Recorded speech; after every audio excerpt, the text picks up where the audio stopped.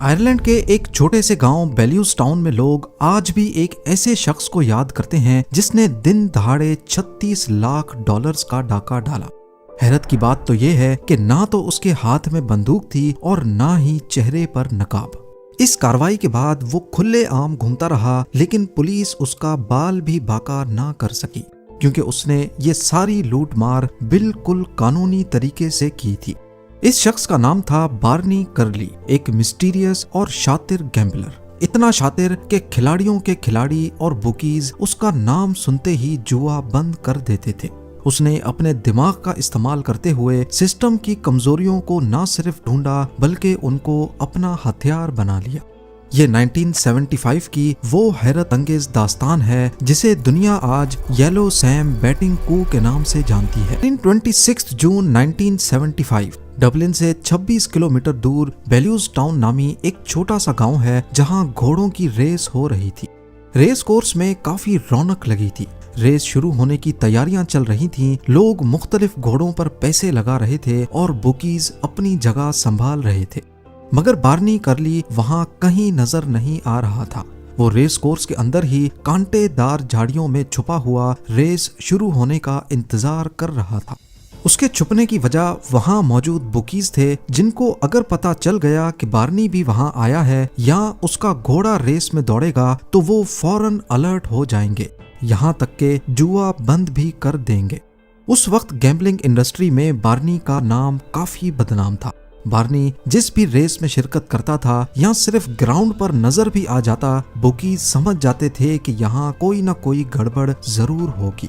लेकिन जो चाल वो इस दिन चलने जा रहा था वो इसकी जिंदगी की सबसे बड़ी और सबसे खतरनाक चाल थी।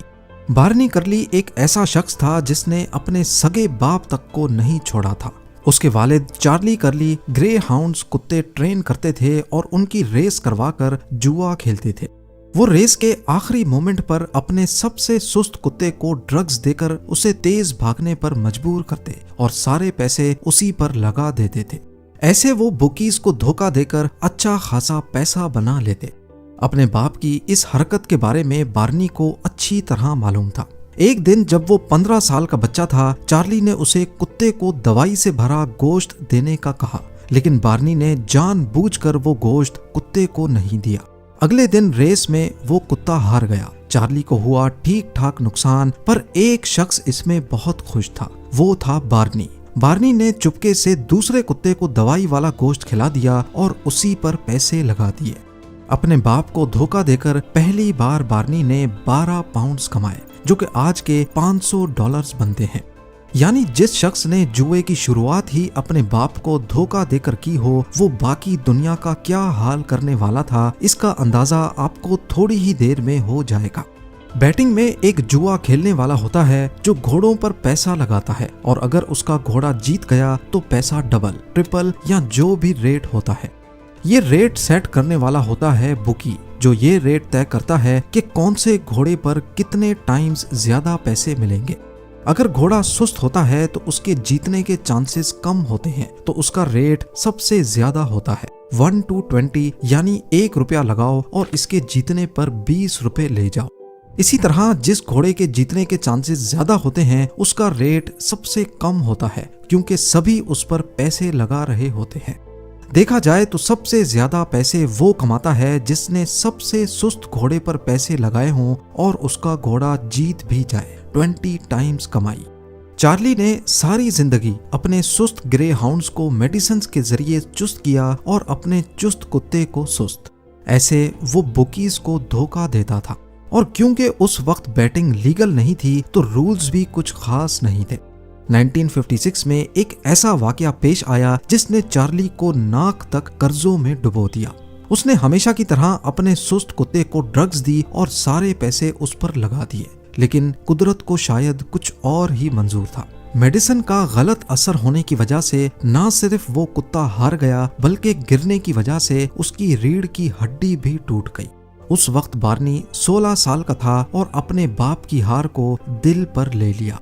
इस एक हार ने पूरे खानदान को कर्जों की दलदल में धकेल दिया।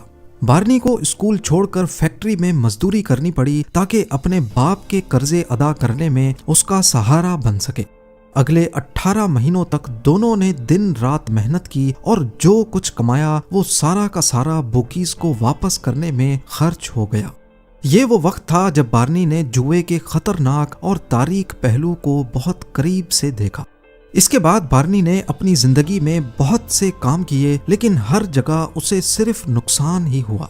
कभी बैटिंग शॉप खोली तो कभी पब।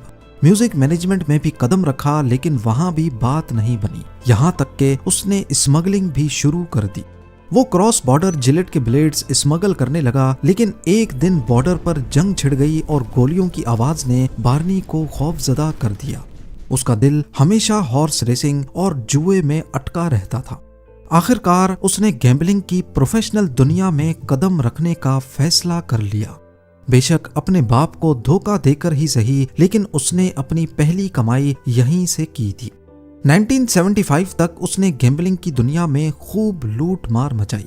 कई बार उसकी ट्रिक्स काम कर जाती थीं, कभी वो कर्जों तले डूब जाता था। नौबत यहाँ तक आ पहुंची कि बुकीज अब बार्नी का नाम सुनते ही घबरा जाते थे। उसे गेम नहीं खेलने देते थे, या फिर जिन घोड़ों पर सबसे ज्यादा रेट होता था वो रेट फौरन गिरा देते थे। इस बार बार्नी 12,000 पाउंड्स के कर्जे में डूबा हुआ था और उसका इस दलदल से निकलने का सिर्फ एक ही तरीका था। यहीं पर उसके जहन में एक खराफाती आइडिया ने जन्म लिया। बार्नी ने अपने एक पुराने दोस्त से राब्ता किया और उससे एक ऐसा घोड़ा मांगा जिसका रिकॉर्ड काफी खराब हो। इस घोड़े का नाम येलो सैम रखा गया, जो कि बार्नी के बाप का निकनेम हुआ करता था। इस घोड़े का रिकॉर्ड हद से ज्यादा खराब था। पिछली 9 रेसेस में उसने 8वीं से भी बुरी पोजीशन हासिल की थी। बार्नी ने एक इंतहाई चालाक स्ट्रेटजी अपनाई।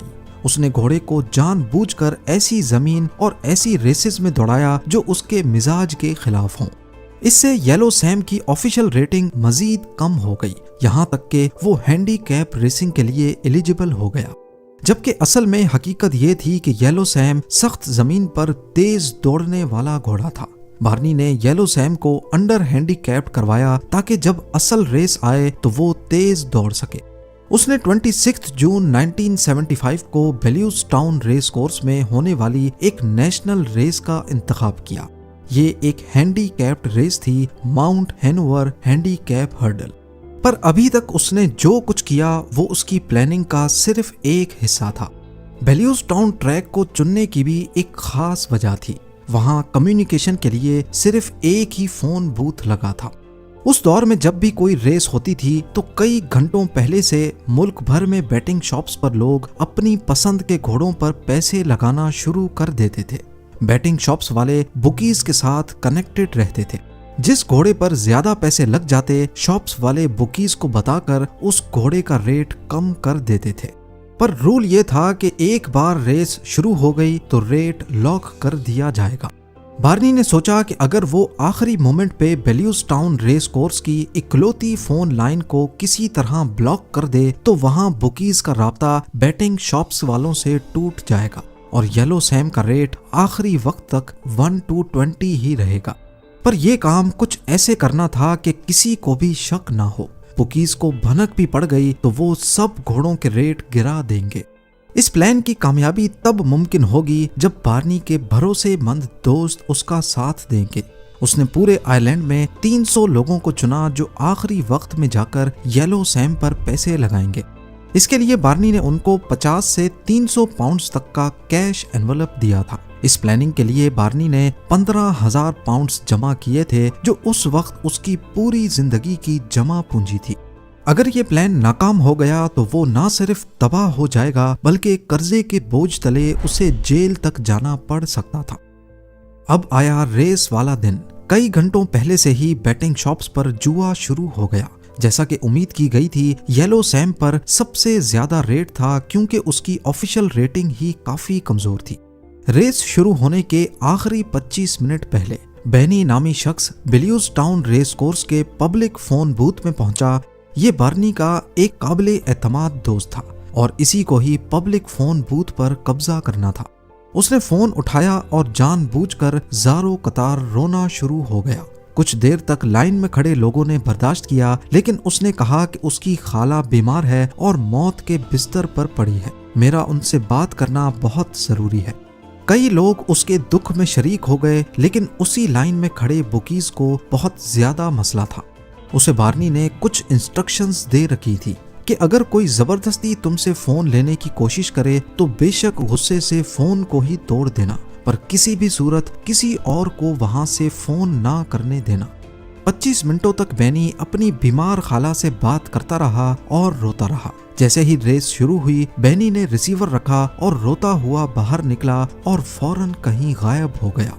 इसी दौरान बार्नी के लोग जो मुल्क भर में फैले हुए थे, उन्होंने येलो सैम पर पैसे लगा दिए। येलो सैम का रेट 1-20 ही रहा और रेस शुरू होते ही लॉक हो गया। बैटिंग मैनेजर्स ने फौरन ट्रैक पर कॉल करने की कोशिश की ताकि इसका रेट कम किया जा सके, लेकिन उन्हें हर बार फोन बिजी ही मिला।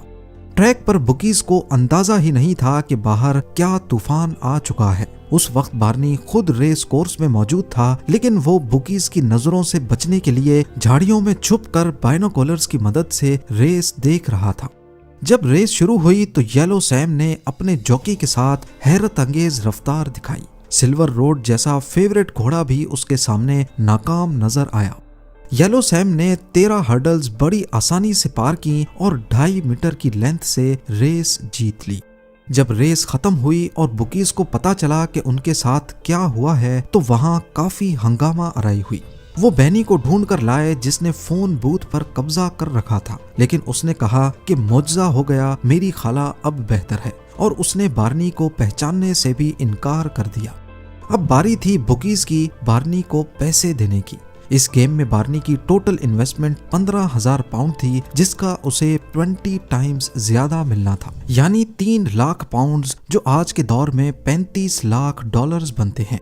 बुकीज ने गुस्से में ये पैसे एक पाउंड के नोट्स में अदा किए, जिनकी टोटल 108 बोरियां बनती थी। ये कूप पूरे आयरलैंड और यूके में हेडलाइंस बन गया। बार्नी कर्ली रातों रात एक लेजेंड बन गया। सबसे अहम बात यह थी कि उसने कोई भी कानून नहीं तोड़ा था। उसने सिर्फ सिस्टम की कमजोरी का फायदा उठाकर उसको अपना हथियार बना लिया। इस वाक़े के बाद बुकीज ने अपने रूल्स बदल दिए और बड़ी बैट्स के लिए कम से कम 30 मिनट का टाइम फ्रेम लाजमी कर दिया।